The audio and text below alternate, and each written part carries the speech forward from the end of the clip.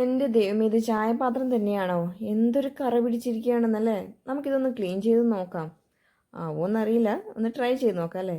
കുറച്ച് അപ്പക്കാരം ഇട്ട് നോക്കാം കേട്ടോ.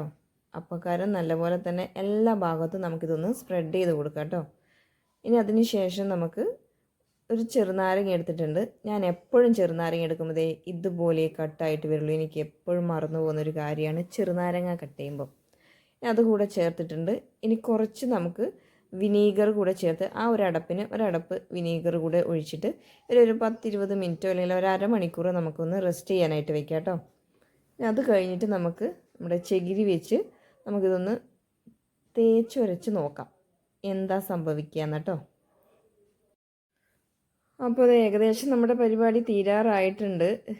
ഇനി നമുക്ക് കുറച്ച് വെള്ളം ഒഴിച്ചിട്ട് ഒന്ന് കളഞ്ഞു നോക്കാം. കുറേ അഴുക്കുകളൊക്കെ വന്നിട്ടുണ്ട് കേട്ടോ. വെള്ളമൊക്കെ പോക്കി കുറച്ചുകൂടെ വെള്ളം ഒഴിച്ച് നമുക്ക് കഴുകി നോക്കാം കേട്ടോ. ആഹാ, എങ്ങനെയുണ്ട് നമ്മുടെ പാത്രം? അടിപൊളിയായിട്ടുണ്ടല്ലേ. ഇനി നമുക്ക് നല്ലൊരു അടിപൊളി ചായ ഈ പാത്രത്തിൽ വെച്ച് കുടിച്ച് നോക്കാം. ഇഷ്ടപ്പെട്ടെങ്കിൽ ഒന്ന് സബ്സ്ക്രൈബ് ചെയ്തേക്കണം കേട്ടോ.